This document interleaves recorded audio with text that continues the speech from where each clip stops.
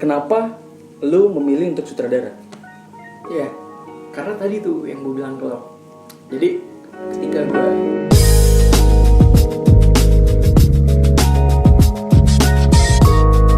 Sup man, hai, ketemu lagi sama gue Yannick Sianza di channel gue. By the way, ini video pertama gue. Semoga lo semua suka sama video ini ya.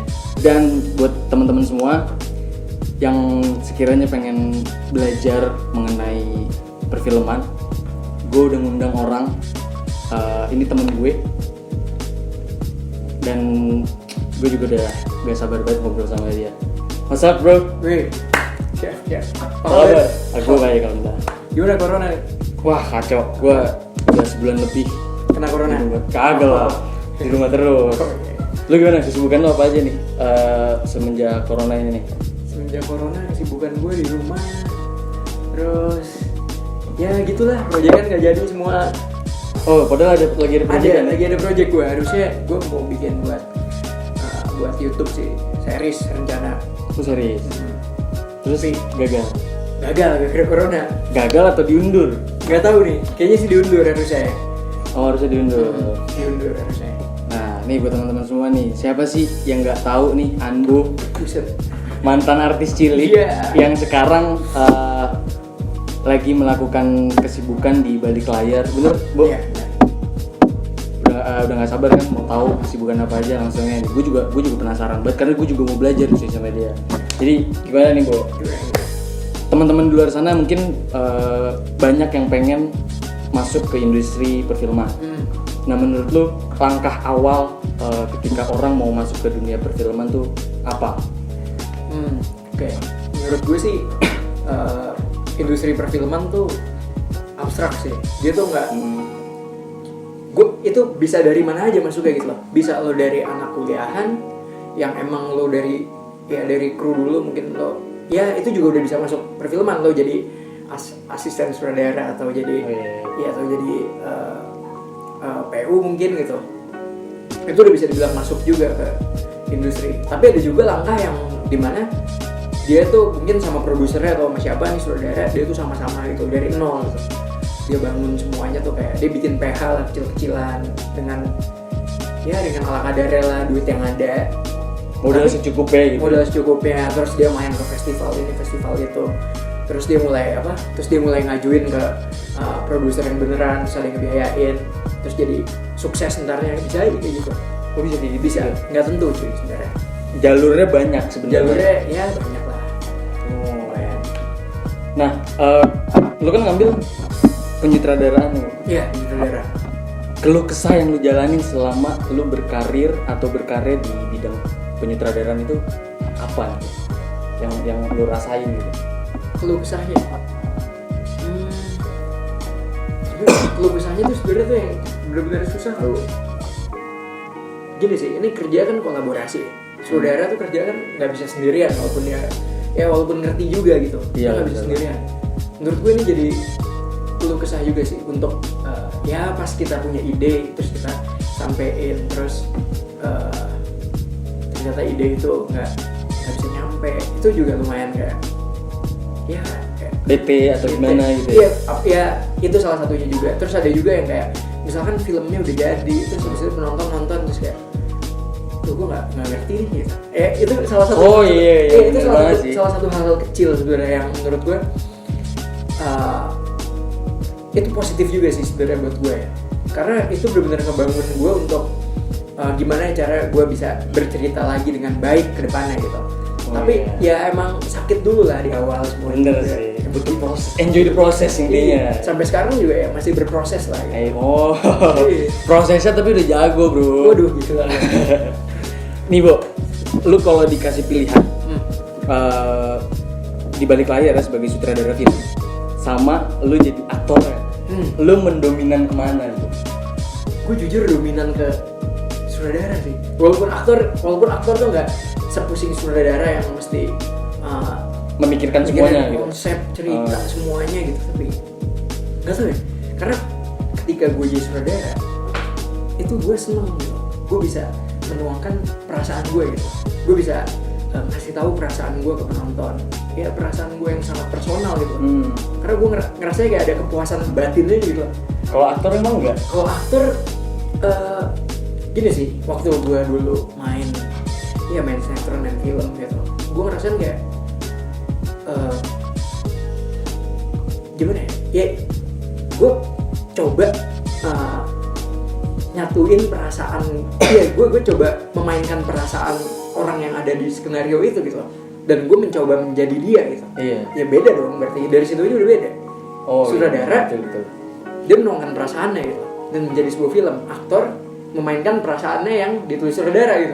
Ya kayak gitu-gitu aja lah sebenarnya. Jadi dari lu pribadi lu lebih dominan ke sutradara. Gue sekarang sih jujur dominan ke sutradara, walaupun gue kadang-kadang ada sih tawaran yang film pendek gitu-gitu. Gue tetap main gue kadang-kadang. Lu tetap main? Iya, tetap main aja iseng-iseng gitu. Ya karena gimana ya? Gue beruntungnya dulu gue main film itu ketika gue coba menyutradarai, gue udah paham gitu loh personal orangnya tuh kayak apa gitu. Gue ngerti gitu loh apa yang gue rasain karena gue tahu dulu. Itu sih, itu positif juga menurut gue. Gitu. Kalau lu dapet job nih misalkan, lu dapet job untuk mendirect suatu film, tapi lu juga main dalam film itu, lu mau atau enggak? Karena setahu gue ya, satu job, satu project di dua posisi apa nggak pusing bu sebenarnya? Itu jujur pusing banget sih. Tapi kalau gue ya, sejauh gini, kalau emang ternyata itu tawaran dan potensinya untuk, ya ternyata gue sebagai pemain juga ada potensinya untuk film ini jadi sukses gitu, gue nggak masalah cuy. Karena ada sutradara luar negeri, sutradara Hollywood dulu dia menang Piala Citra, Piala Oscar. Dia menang Piala Oscar. Itu dia jadi pemainnya, jadi pemain sendiri, jadi sutradara sendiri. Langsung dua. Iya, itu filmnya yang menang tuh judulnya Annie Hall. Ada. Itu tahun 70-an lah. Itu dia mainin sendiri, dia sutradara direct juga. Iya. Pusing banget kan bu. Gue lihat sih pusing sih kelihatannya. Tapi ternyata karyanya keren juga. Gue lihat bener-bener gue ngerasa karena yang mainin dia sendiri, sutradara dia sendiri. Itu bener-bener gue ngerasa itu bener-bener original banget kalau itu cerita dari dia gitu. Nggak tau ada ya gue ngerasa sih gitu. Tapi kalau dari lu pribadi lu mau kalau dapet tawaran seperti itu? Gue sempat pernah kepikiran gara-gara gue nonton beberapa film dia yang dia sutradarain, dia main sendiri. Gue jadi kayak ada ketertarikan gitu. Kayak, wah ini kayaknya keren juga nih. Gue coba main sendiri, terus gue sutradarain sendiri gitu. Nggak masalah juga sebenarnya gitu loh. Cuman ya itu dia pertimbangannya tadi, gimana ini film mau dikemanain gitu. Itu nama sutradara yang menang Oscar tadi namanya Woody Allen. Ini temen gue nih oke banget guys. Nih Bo, dalam dunia perfilman itu kan jabatan-jabatan itu kan banyak, jadi sutradara lah, produser lah, apapun itulah. Kenapa lu memilih untuk sutradara? Ya, karena tadi tuh yang gue bilang kalau jadi ketika gue mencoba menjadi sutradara, gue seneng gitu menuangkan apa yang ada di perasaan gue. Gue seneng dengan kegelisahan di hidup gue gitu, yang mungkin gue ceritain. Lu tuangin ke film ini. Itu kayak gitu ya? Itu gue ngerasa itu kayak kepuasan sendiri gue menjadi sutradara. Nah selain itu juga dulu waktu gue kecil, jadi gue pernah ikut bokap gue syuting lah. Gue umur 4 tahun gue ikut bokap gue syuting. Terus habis itu gue duduk di situ di bangku sutradara karena dikasih sama sutradaranya gitu. Gue duduk di situ. Terus gue nyaman aja gitu, gue ngerasa nyaman. Terus gue bilang ke bokap gue, ya mau dong ya kayak gitu. Nah mau kayak gitu tuh gue mau jadi pemain dulu waktu itu karena ya gue pengen nyoba lah. Makanya waktu gue kecil tuh karena kemauan gue jadi pemain gitu. Guys, kalau dari lu semua belum ada yang tahu dia, lu kacau loh. Dia pemain sinetron yang sampai berapa season Bu dulu? 7 ya? 7 season cuy. Dia main sinetron 7 season dan itu wah luar biasa banget cuy. Alik. Ya gimana lanjut. Iya, terus pas gue udah dewasa, gue udah mulai gede, gue rasa kayaknya jadi sutradara tuh enak ya. Dia kayak ya dia jenderal gitu dalam satu film tuh jenderal. Iya. Makanya itu dia tuh. Kepalanya Iya, gitu lah ya. Itu dia yang kenapa gue jadi pengen gitu sutradara. Oh. Itu sih. Tapi gue sempat ada pembelajaran bahwa produser itu di atas sutradara, Bu. Iya.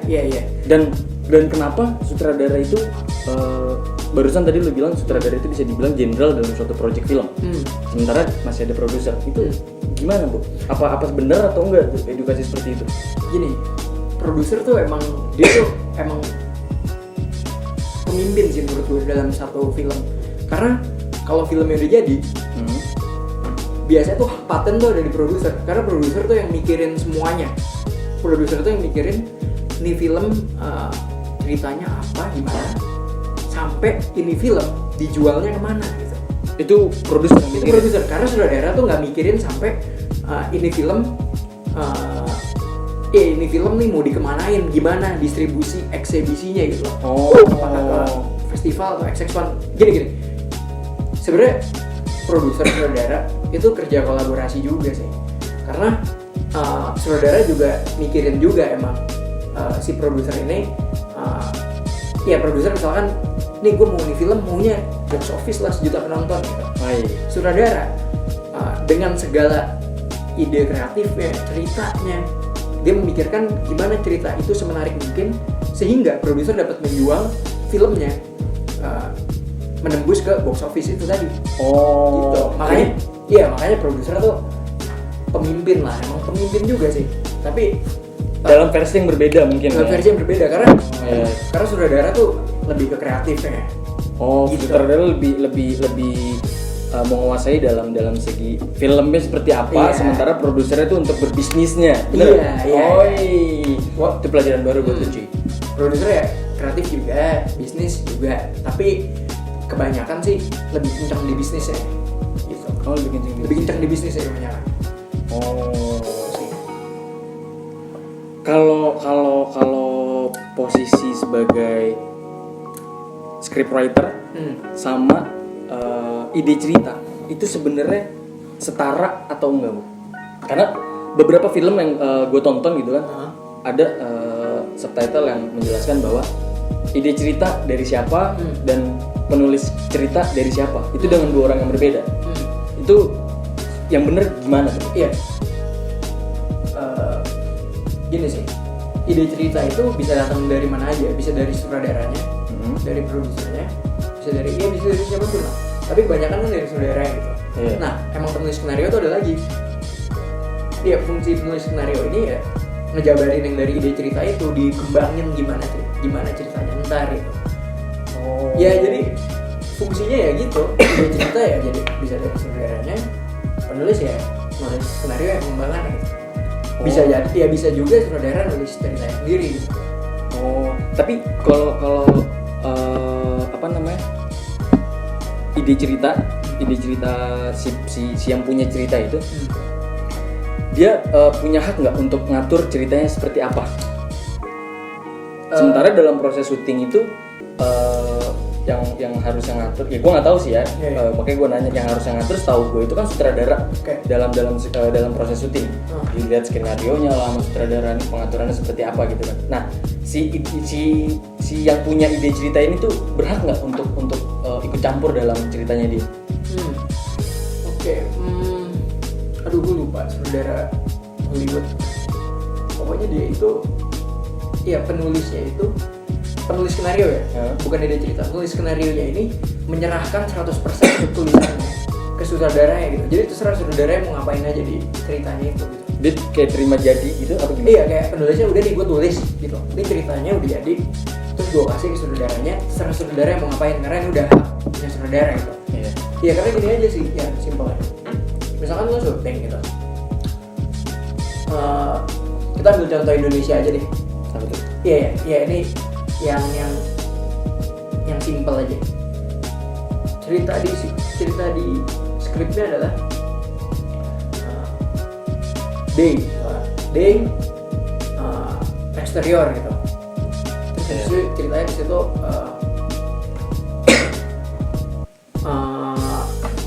ada sepasang kekasih sedang jalan-jalan naik motor gitu. Iya, ada di sore hari sepasang kekasih jalan-jalan naik motor. Gitu. Terus Berarti di situ kalau udah naik motor sepasang kekasih,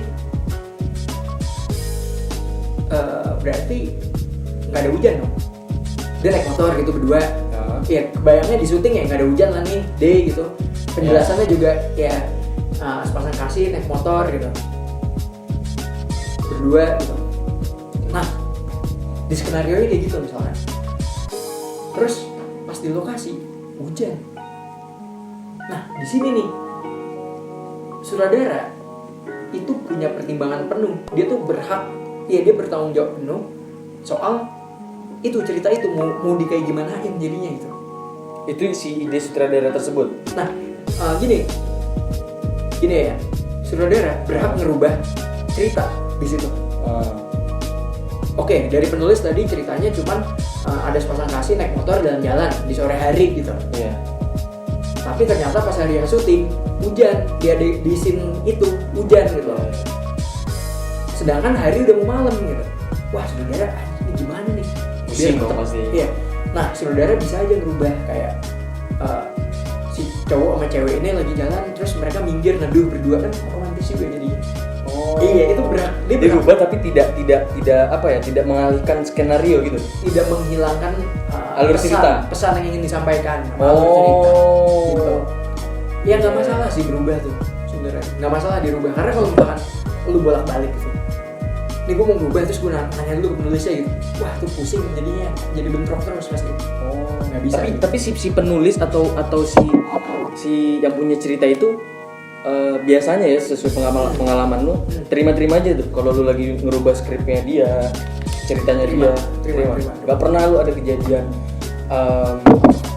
bentrok kah atau adu argumen kah gara-gara lu rubah tuh skenario sama syutingnya? Kalau udah di lokasi kejadian bentrok adu argumen tuh jarang gue. Jarang banget sih kejadian. Apalagi sama penulis ya. Kalau sama penulis tuh udah kebanyakan dia nyerahin semuanya gitu. Dia udah biarin gue aja yang handle semuanya gitu. Nah, ya kalau misalkan mau bentrok berantem kayak gitu emang ada sih. Tapi itu mungkin lebih di pre-production meeting ada. Atau mungkin di development saat cerita ini dibuat. Itu emang sering tuh kadang-kadang berantem argumen gitu. Iya. Gue bilang, iya nih gue pengen nih lampunya warna merah gitu. Misalnya gitu. Terus misalkan DOP-nya nanya, director of photography nanya, kenapa warna merah? Ya karena gue pengen nyiptain kesan ini. Terus dia bilang misalkan, nggak bisa Bu, kalau menurut pandangan visual gue jelek. Karena kalau merah tuh ntar gambarnya kenapa gitu. Iya. Ya gitu-gitu sering lah. Tapi cara nengahinnya lu gimana tuh? Sampai akhirnya memutuskan untuk pakai ini, lampunya ini, gitu. Iya, nah itu dia. Emang debat itu dibutuhkan lah di dalam proses kreatif. Pasti. Nah, karena dari perdebatan itu ada jalan tengah gitu. Pasti ada jalan tengah, nggak mungkin ya. Misalkan gue sama dia sama Mbak, ada jalan tengah tuh. Biasanya ada satu momen di mana gue sama dia tuh sama diem. Gimana ya? Gue tahu nih gini, dapet dong cek. Dia mikir ya, bukan dia males gitu ya. Iya, dia mikir lah. Mana dia males. Terus apa namanya?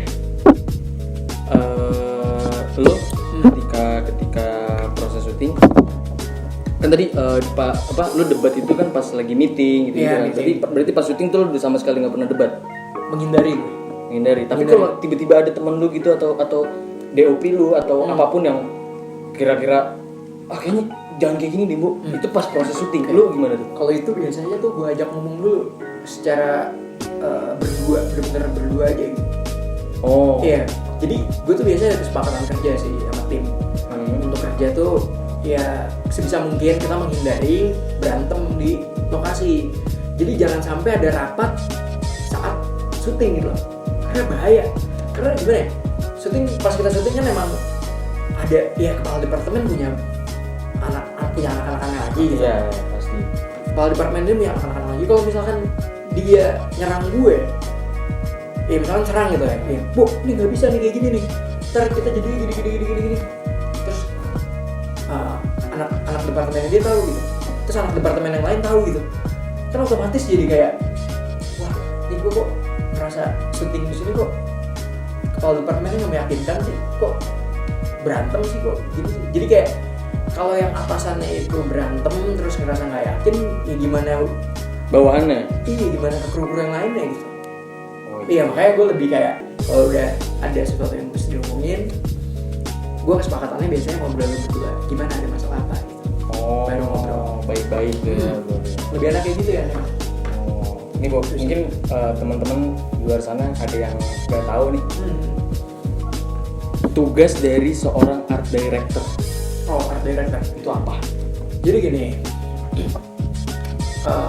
kalau kita omongin Hollywood, di Hollywood itu kebanyakan pakai production designer. Production designer itu yang tugasnya ngatur semua packaging dari film lo. Misalkan kayak gue mau bikin film soal napi gitu, penjaranya kayak apa sih? Nah ini si production designer yang mikirin, oke, penjara dia nyari referensi A, B, C, D, E, F, G gitu kan, nyari banyak banget, disatuin sama dia. Nih gue punya gue mau bikin penjaranya kayak gini. Nah sebenarnya itu fungsi dari production designer. Tapi kalau di Indonesia itu udah beralih menjadi ke fungsi si art director gitu. Karena di Indonesia tuh nggak ada biasanya pakai production designer. Lu jarang nemuin di film-film Indonesia tuh production designer by gitu. Jarang. Pasti langsung art directornya gitu. Oh iya. Ya emang setiap film yang gue tonton juga tulis subtitlenya juga art director. Iya. Siapa gitu kan? Iya, karena fungsi art director sebenarnya kalau di Hollywood itu dia itu cuma dieksekusi. Iya, dia bagian dari eksekusi si konsepnya production designer gitu. Oh. Gitu. Production designer sama-sama ngolah pikirannya sama sutradara gitu. Oh, itu sebenarnya. Tapi pernah nggak kejadian ketika proses syuting butuh properti ini gitu kan? Ketika si art director ini sudah mendapatkan propertinya, ternyata sutradara nggak suka sama properti itu yang disiapin sama art director tersebut karena mungkin nggak kreatif lah atau gimana. Itu pernah nggak kejadian? Gue jujur kalau kayak gitu jarang sih, karena tadi yang gue bilang pra-production meeting tuh harus benar-benar matang ya. Semuanya secara detail. Jadi secara detail. Jadi gini, oke, gue mau bikin satu scene aja nih. Satu scene ceritanya tuh lagi di tempat makan. Tempat makan ada apa aja nih? Ada piring, ada sendok, ada garpu, ada lampu, ada meja. Nah, si art director ini atau production designer biasanya tuh ngasih lihat ke gue, nih, ntar nih report dari gue nih reportnya tuh kayak gini nih. Ini ntar sendoknya kayak gini, piringnya kayak gini, kursinya kayak gini. Oh, jadi sebelum syuting lu udah ngeliat semua? Sebelum syuting harus ada reportnya sebenarnya. Oh. Dan memang lu juga udah ngeliat properti seperti apa gitu pas nanti dipakai untuk pada saat syuting. Iya, reportnya walaupun paling presentasi aja gitu loh. Ya, kayak mungkin dari dia ngeprint gitu. Nih Bo, ntar kayak gini nih. Nggak selamanya gue harus ngeliat barangnya gitu ada di gue, nggak juga. Makanya itu mengurangi terjadinya tadi yang lu bilang gitu. Nah kalau misalkan iklan tuh lebih kompleks lagi tuh ya. Kalau misalkan udah mainan iklan tuh lu tuh bener-bener sedetail mungkin, sedetail parah, dari baju lu, celana lu, terus kayak bahannya gimana gitu. Karena iklan kan iklan TVC itu biasanya nyampein kan cuma 15 detik gitu. Dan 15 detik tuh mahal banget gitu loh untuk masukin ke TV. Nah makanya iklan tuh mesti lebih detail gitu untuk ngurangin tadi yang lu bilang miskomunikasi kayak gitu. Kalau di iklan itu jarang terjadi karena benar-benar matang di pre-production meetingnya. Jadi pas proses syuting iklan nggak banyak gitu ya kendala-kendala yang ada. Apa nggak ada sama sekali karena udah di-meetingin sebelumnya? Tetap ada lah kecil-kecilan mah, tapi mungkin nggak parah gitu ya. Sejauh gue syuting iklan tuh nggak terlalu lah, nggak segitunya. Nggak kayak film gitu. Karena ceritanya tuh udah paten, setiap shotnya ada storyboardnya, ada mood boardnya tadi tuh mood board untuk warna dan lain-lain lah. Jadi ada paten gitu. Bu nih, jabatan director of photography. Beda atau enggak sih sama kameramen? Beda sih ya. Kameramen itu kamera operator sebenarnya. Dia yang megang kamera. Dia megang kamera. Dia megang kamera tapi dia bukan director of photography. Kalau director fotografi itu bisa jadi kameramen juga. Dia berhak untuk itu. Tapi dia itu lebih dalam ya. Dia tuh lebih nentuin shotnya tuh mau kayak gimana. Misalkan gini. Contoh ada seorang anak yang orang tuanya meninggal dan dia merasa dirinya tuh udah gak ada siapa-siapa. Dia tertekan banget. Director fotografi ini dia tuh sama sutradara. Ya pokoknya director fotografi dia nentuin tuh ini shot mau kayak gimana gitu. Sebenarnya shot mau kayak gimana juga ketentuan sutradara sih. Tapi director fotografi mempertimbangkan shot tersebut gitu. Ini anak kecil yang sendiri, yang dia diem gitu. Sutradara milih shotnya yang track in. Jalan gitu. Iya, ke zoom track in ke depan gitu. Iya. Nah, sutradara di situ kenapa mau shotnya kayak gitu? Karena sutradara merasa kalau dengan shot tersebut gue pengen menyampaikan seorang anak kecil yang tertekan gitu. Jadi makanya shotnya makin masuk gitu. Iya. Jadi penonton tuh ngerasa kalau aduh ini kok ini anak kasihan banget ya. Kayak semakin hidupnya tuh semakin dalam, semakin susah, semakin sulit gitu lah. Nah, si director fotografi mempertimbangkan, oke, ini bagus gak nih di visual? Ini oke gak nih? Shot kayak gini nih, yes, sesuai gak sih gitu? Terus director fotografi juga nentuin warna. Ini film warnanya mau kayak apa gitu. Tapi pada saat penentuan warna itu tetap tergantung persetujuan sutradara juga. Tergantung sutradara juga tetap. Jadi ya DP gini, nyari referensi. Oke, ini gue cari warna kayak gimana, maunya apa. Biasanya DOP biasanya sama art. DOP sama art. DOP biasanya sama art kerjasama untuk nentuin warna ya. Karena yang utama itu di warna sebuah film yang utama itu sebenarnya di artnya, bukan di gradingnya atau di kamera juga sih, tapi lebih utama di artnya gitu. Jadi biasanya DP sama si art itu nentuin dulu tuh warnanya mau gimana nih, mau apa ya, warnanya gimana yang baru aja itu sebenarnya warnanya gimana. Nah, cara menentukan warna itu kan tadi yang lo bilang itu pakai lighting apa gimana? Apa ada cara lain? Iya, itu di luar editing kan? Penentuan warna itu di luar editing kan? Tadi gue bilang, jadi gini, warna yang ada kan, misalkan gue mau gini deh, gue mau bikin sebuah cerita yang ceritanya mungkin ada surrealis lah. Iya. Ceritanya ini anak yang kesepian ini tadi ngerasa dirinya beku, dia galau banget. Dia di malam hari dia galau banget gitu. Terus habis itu DP mempertimbangkan, oh ini kayaknya cocok nih kita kasih warna biru gitu. Kita kasih warna biru, tembak lighting warna biru. Nah itu lighting emang nembak warna biru gitu. Ya gini, warnanya tuh emang gimana ya, grading itu fungsinya untuk memaksimalkan warna birunya itu sebenarnya ya. Tapi warna aslinya tuh ya pas syuting itu gitu loh. Dipakai lighting itu. Iya, pakai lighting itu. Grading cuma membantu gini ya. Grading ini cuma membantu memaksimalkan gitu.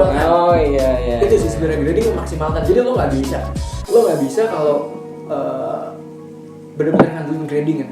Kayak, gambarnya jelek banget nih, udah grading aja ntar. Nggak bisa kayak gitu. Lo harus maksimalin yang pas di syutingnya itu. Sebenarnya gue pernah waktu itu gue syuting film pendek gitu sama teman-teman gue. Warnanya itu ketika adegan di sini sama adegan di kamar itu beda bu. Dan teman gue nyaranin untuk ngandelin si grading ini. Sementara gue di situ masih nggak tahu kan apakah ketika kalau gue ngandelin grading bisa sama kah atau gimana. Nah itu menurut lu gimana tuh kalau ada orang yang sekiranya lagi syuting kira-kira lightingnya beda nih adegannya sama adegan selanjutnya gitu, tapi masih satu tuh adegan sebenarnya. Paham nggak sih lo? Paham gue. Nggak continuity jatuhnya. Nah itu gimana tuh dari segi lighting untuk benerin nih? Kalau pas lagi syuting mau ngeliat itu beda, gue minta untuk dirubah biar jadi sama. Jadi syuting ulang gitu? Nggak gitu juga. Maksudnya keadaannya gini. Misalkan misalkan ada orang yang bilang ke gue kalau iya kan editorial bilang udah maksimal di grading aja ntar beda nggak apa-apa. Oh gue terus terang gue nggak mau. Gue maunya sama di situ juga karena ya grading gue bilang tadi cuma buat maksimalin doang. Karena mau di grading kayak apa kadang-kadang tuh bisa miss juga ya. Gitu. Yuk, pada saat itu gue salah tuh ya. Kalau mengambilin grading Salah. Kecuali itu udah terjadi ya. Kecuali itu udah masuk ke Premiere Pro lo gitu. Nah itu baru tuh. Aduh, kok beda ya? Baru lu sadar itu mungkin ya kesalahan yang lo nggak tahu lah. Gitu. Iya. Kalau sound, Nah, kenapa tuh sound? ini banyak nih teman-teman di luar sana mungkin ketika dia jalanin suatu project film gitu kan. Teman-teman gue juga ngalamin rata-rata kendalanya itu di sound bro. Oke. Itu gimana sih ngatasinnya, karena ketika syuting gitu kan sound aman tapi ketika data masuk ke komputer belak banget kan. Gue mau ngasih tau dulu sih, sound tuh menurut gue adalah yang utama, paling penting dalam sebuah film ya. Habis itu baru gambar. Serius? Kenapa kayak gitu? Karena gini, coba lu nonton aja deh. Lu nonton film panjang nih, lu nonton nih, terus suaranya misalkan keganggu, kresek apa gimana gitu, pasti lu terganggu ya. Iya tapi kalau misalkan soundnya sempurna nih ya, tapi gambarnya burak apa gimana, pasti lu masih mikir, ini pasti konsep nih dari gambarnya gitu. Pasti kebanyakan orang kayak gitu, karena orang tuh kebanyakan lebih terganggu sama suara daripada sama gambar. Kebanyakan kayak gitu, karena suara tuh yang kayak langsung denger gitu, terus kayak wah ini suara kenapa nih, kayaknya nggak enak deh gitu. Itu pasti penonton langsung ngerasa kalau film itu jelek. Tapi kalau gambar yang jelek, suaranya bagus, ya penonton masih bisa mewajarkan. Nah, soal suara ini yang tadi lu bilang, itu kan teknis ya tadi ya. Sebenarnya ada temen gue yang paham banget sih, yang emang penjurusannya di sound gitu. Tapi ya gue tahu dikit-dikit lah. Jadi setiap syuting, kayak gue syuting kemarin, itu gue tuh pakai clip on itu di toko ada 2 misalkan, itu clip on 2, tetap ditembak boom juga gitu. Nah itu ada cara-caranya tuh. Jadi di toolsnya itu, aduh gue lupa, tapi dia tuh harus naikin turunin apa gitu. Ada pengaturannya di dalam boomernya itu. Iya, jadi gini, fungsi boom itu adalah untuk memberitahu dimensi ruang yang ada di dalam gambar gitu. Sebenarnya itu dialog ya pakai tadi clip on tadi gitu. Itu sih. Tuh, cuy, dengerin nih. Nah, untuk misalkan bocor-bocor apa gimana, itu kita harusnya tuh kerjasama masih produksi juga. Produksi itu biasanya punya anak manajer lokasi. Manajer lokasi ini fungsinya biasanya untuk nge-clearin lokasi sekitar kita syuting. Jadi biar motor nggak lewat, biar nggak berisik gitu. Orang nggak usah keluar dulu biar nggak berisik. Itu ada tugasnya gitu. Nah, kalau misalkan ternyata kita udah syuting, suara motor masih ada, itu dimaksimalin di sound di mixingnya. Nah di mixing tuh ada cara-caranya tuh, yang layernya ditambah lagi, ditumpuk terus dikurangin noise-nya, itu gue jujur kalau itu gue nggak ngerti, tapi seingat gue caranya kayak gitu karena gue pernah belajar dasarnya sih. Jadi dalam sebuah film itu kan semua film sound itu bersih dalam arti yang tadi lu bilang tuh, nggak ada motor lewat lah segala macam, pure ya udah kayak ada di ruangan itu aja gitu kan. Dari segi suara bantal apa segala macam itu di editing lagi sama di mixer itu, di mixing itu. Iya, jadi apa emang pas proses syutingnya udah ada caranya supaya biar bersih itu seperti apa gitu? Gini, di proses, ya tadi gue bilang kita maksimal di proses syutingnya, ya kan. Nah, tapi kalau udah terjadi, udah nggak bisa di take lagi, nggak bisa di retake atau gimana. Nah itu di sound tuh ada banyak proses tuh yang itu bisa volley. Tadi gue bilang volley itu ya misalkan adegannya itu orang berenang ya, tapi di situ tuh berisik banget karena kameramennya tuh harus nyemplung juga gitu kan, soundnya juga bingung gitu kan gimana. Oh iya lah pasti. Masa soundnya nyemplung juga gitu ya kan. Nah Terus di situ ada yang tadi gue bilang volley, itu ada job desk namanya volley artist. Dia itu tugasnya ya memperagakan suara ya, memperagakan suara sesuai dengan adegannya gitu. Sekreatif dia mau bikin suaranya kayak apa. Nah, tapi sebelum kesana juga gini deh, misalkan suara ternyata masih rusak, suara pas kita lagi syuting, iya pas lagi syuting gambarnya udah bagus banget nih, tapi suaranya hancur. Ini terjadi pas lagi syuting. Ada sebutan namanya wild track. Wild track itu perekaman suara doang, tapi kita ngulang adegannya gitu. Gimana? Ngerekam suaranya doang? Iya, tapi ngulang adegannya doang. Tapi gambarnya nggak direkam. Jadi iya. suaranya aja. Suaranya gitu, aja, paham. Kayak gitu. Itu suara penanganannya kayak gitulah. Nah, kalau misalkan semuanya udah oke, ya masuk ke mixing. Tinggal kita lihat lagi ini outputnya kita mau kemana, mau ke XX1 kan biasanya kan Dolby Atmos atau 7.1 gitu. Ya kalau misalkan nanya YouTube paling stereo aja gitu. Nah itu di mixing ya tinggal ditentuin lagi gimana mixing masteringnya lah. Gitu cuy, mungkin buat lu semua yang sekiranya gak tahu tentang Sony barusan dikasih tahu nih. Tepuk tangan dulu lah buat temen gue nih, gue nih the best toh. Susah cuy. Ini Bro nih, terakhir mungkin ya. Terakhir mungkin kita pasti ketika membuat karya itu kan pasti ada aja tuh orang-orang yang mungkin ngejudge lu atau memberikan komentar-komentar yang sekiranya nggak enak buat kita denger gitu. Lu pernah kejadian atau enggak? Pernah. Gimana tuh? Maksudnya apa yang dikomen atau gimana itu apa dia dalam kejadian? Kayak waktu itu posisinya gue itu lagi mencoba bereksperimen mau buat komedi itu ternyata adalah drama yang paling susah gitu loh. Dia itu komedi itu tuh di atas tragedi gitu. Serius? Iya, jadi gini, gue ngebunuh lo itu tragedi. Iya. Nah komedi itu tuh ada momen-momen lagi yang diciptain biar tragedi itu menjadi sebuah lelucon, menjadi sebuah ya yang kebawa lah, penonton ketawa. Apalagi waktu itu gue mau nyobanya tuh komedi situasi, bukan komedi slapstick. Kalau lo tahu Charlie Chaplin tuh slapstick kayak misalkan dia dengan gelagatnya gitu.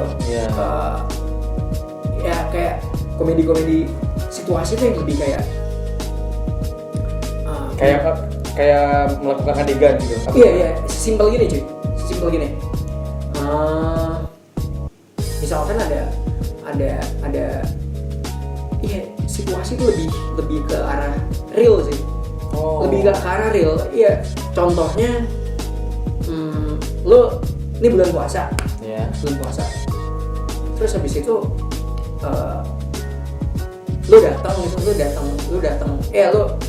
ke masjid gitu misalkan, terus habis itu lo datang ke masjid terus lo minum gitu. Ya itu bisa jadi momen situasi, komedi situasi gitu kalau pengemasannya benar gitu. Bisa aja gitu. Nah, itu gue gagal. Waktu itu gue gagal bikin itu. Gagalnya kenapa? Gagalnya karena gue nggak tahu, gue pusing banget cuy. Jadi posisinya itu adalah gue emang pengen mencoba. Terus abis itu pemahaman gue soal slapstick dan situasi itu masih kecampur, masih pusing gue. Terus pas filmnya jadi, gue gagal. Gue ngerasa film apa banget gitu. Oh, tapi film itu jadi tetap. Cuman mungkin film ini lucu, tapi lucunya tuh untuk orang-orang yang paham aja. Ya terlalu apa sih sebutannya kalau ya terlalu internal lah, lawakannya gitu lah, kurang universal gitu. Kalau hasil film gue gagal, gue ngerasa film gue udah dapet lah masukan. Dia bilang film itu kurang menurut gue jelek sih, karena ini gue nggak ngerti konsep lu gimana itu pernah tuh itu dia langsung ngomong jelek gitu. Dia ngomong jelek karena to the point, jelek. Karena gue juga minta pendapat. Gue juga minta pendapat waktu itu, gimana sih film gue, menurut lu gimana? Gue nggak apa-apa nih terserah lu, karena ini benar-benar belajar, gue nggak pernah bikin komedi. Terus dia bilang jujur sih bu, film lu menurut gue jelek. oke, terus dia ngasih tahu teori bla bla bla bla bla gitu. Karena gue ngomongnya orang film juga kan. Oh iya. Jadi dia punya masukan yang bagus juga buat gue dan gue terima. Dan untuk membuat film sekali dua kali, ya maksudnya seterusnya nggak terus-terusan bikin film bagus gitu. Karena pada dasarnya gue juga nggak pernah puas ya bikin film tuh kayak, aduh nih gue ngerasa ini kurang. Serius lu? Dari awal lu bikin film sampai sekarang, lu nggak pernah ada rasa kepuasan batin sama film lu? Asli nggak pernah ya. Kayak impossible gitu gue ngerasa ada kepuasan gitu di film gue. Karena gue nggak tahu kenapa ya. Mungkin rasa puas itu nggak bakal gue dapetin sih ketika gue bikin film. Karena kalau gue udah ngerasa puas pasti gue berhenti bikin film. Gitu sih kayaknya. Iya sih, memang manusia pada dasarnya kan nggak pernah puas. Iya. Cuma masa iya lu nggak pernah puas? Maksudnya nggak pernah kayak, wah boleh nih film gue gitu. Oh, wah oke juga nih film gue, kayak gitu nggak pernah? Enggak. Justru kalau kayak gitu tuh gue seringnya di awal ya lebih kayak aku punya ide nih, ini kayaknya keren juga nih. Terus gue realisasiin, terus gue ngerasa aduh ini kurang nih bagaimana. Bikin lagi. Itu sih Kayak gitu. Ternyata. Asli. Padahal cuy, ini film-film dia tuh bagus-bagus banget. Ya lumayan lah ya. Gue bagus rasa sih gimana ya sejauh ini gue ntar baru gue mau main festival gitu. Ya selama ini gue ngepost yang cuman gitu-gitu aja gitu. Karena gue ngerasa film-film gue pendek yang kemarin tuh adalah bagian dari pembelajaran gue gitu. Gue nunggu saatnya gue mampu untuk membuat film yang perfect, yang oke gitu. Oh. Walaupun ujung-ujungnya gue gak puas lagi ya gitu. Ya. Pasti kayak gitu lagi. Sayang banget Bu, kalau misalkan kayak lu harusnya gini ya, ketika kita buat karya, emang pada umumnya kita kan nggak boleh puas, nggak boleh terlalu puas sama apa yang udah kita capai gitu. Ya, oke. Tapi seenggaknya kita bisa mengapresiasikan usaha kita sendiri dengan rasa, wih alhamdulillah film gue jadi, seneng gitu loh. Kayak, wih keren gitu loh. Iya, Paling nggak ada gitu. Itu ada, karena kadang-kadang kalau ya gue bikin film, kan gue menuang perasaan gue. Ada kepuasan batin gitu. Ada kepuasan batin. Udah jadi di film gue ngerasa puas. Ada kayak gitu deh, tapi paling kayak kepuasan batin lah. Tapi kalau ngerasa film gue bagus tuh nggak pernah ada cuy. Asli nggak pernah ada. Padahal filmnya keren-keren cuy, asli gue nggak bohong. Lu bisa lihat mungkin Instagramnya dia, post-postannya, kayak trailer filmnya dia itu wah luar biasa banget. Meskipun ngeliatnya kita simpel gitu, tapi maknanya tuh dalam banget. Alik, sama teman-teman tuh alik. Kalau bikin film tuh alik gitu. Gila loh. Buat teman-teman nih, Bu. Oke. Saran dari lu buat teman-teman yang sekiranya mau masuk ke industri film, itu sarannya kayak apa, Bu? Oke, saran gue mungkin untuk yang mau coba masuk ke industri film, tetap semangat sih untuk coba nuangin hal kreatif gitu. Karena hal-hal kreatif tuh sangat deket gitu sama kita ternyata. Sampai ada asbak di sini sama botol minuman di sini bisa jadi cerita gitu. Itu tetap asah aja gitu untuk orang-orang yang mau masuk film, tetap asah ide-ide kreatif itu secara personal, secara apapun yang ada, dan jangan pernah ngerasa terbatas sama alat juga gitu. Tetap belajar sih. Menurut gue itu pesan yang mungkin bisa gue sampein ke orang yang mau masuk industri itu. Cuy, dengerin buat lu semua yang mungkin mau terjun di dunia perfilman, itu saran dari Anbo. Tetap semangat buat lu semua yang punya kemampuan ya, Bu ya. Sekiranya punya kemampuan, karena pada dasarnya, Bu, setiap manusia punya kemampuan. Iya, Bener nggak? Cuma kita beda versi. Lu versi apa, gue versi apa, lu versi apa, gue versi apa, kayak gitu aja. Dan ketika kita buat karya, ya kan, kita harus siap buat dijudge dan buat dinilai sama orang. Bener. Karena itu bagian dari batu loncatan kita lah. Kita belajar gitu. Betul banget. Karena meskipun menurut kita itu biasa aja, Bu, sama karya kita, tapi pasti ada beberapa orang yang beda. Ya nggak sih? Bener. Karena pada dasarnya kita ini gak bisa ngibur semua orang gitu. Ada asbak nih. Kali. Bener. Oke, Bu, mungkin segitu aja obrolan kita. Siap. Untuk hari ini. Mungkin next kita bisa ngobrol lagi, gue bisa belajar lagi sama lu ya kan. Kalau ada project gue bisa diajak-ajak. Ali. Bisa. Ya kan, gue mau belajar banget sama ini kawan gue, Anbo, karena emang dia pengalamannya jauh banget sama gue. Gila lah. Ali dia dari dulu men, asli dari dulu dia udah terjun di dunia perfilman. Ya nggak juga ya kan? Lu juga Ya, saya apa tuh. Kalau lagi thank you Bu. Siap. Sukses terus film-filmnya, semoga karya-karya lu semakin berkembang. Amin, terus amin. ya kan sampai ke layar lebar tuh. Bener. Ya kan, Amin, kita lu kan. cuy. Amin. Amin Kita banget. doain yang terbaik, semoga ya apapun yang terbaik lah. Ya. Bismillah. Mungkin segitu aja untuk video kali ini. See you next time. Yo. Peace out man.